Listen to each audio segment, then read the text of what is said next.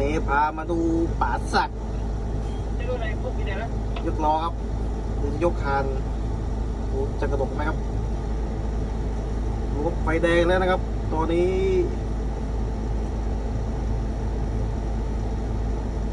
โอ้ยกล้อแล้วกระดกแล้วครับตอนนี้จะขึ้นไหมจอดไกลเกินครับมาดูครับแกจะเอาขึ้นยังไงครับ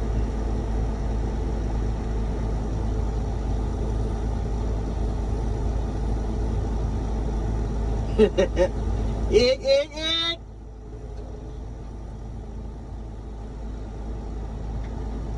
ลากมาแล้วเบียดอีกไ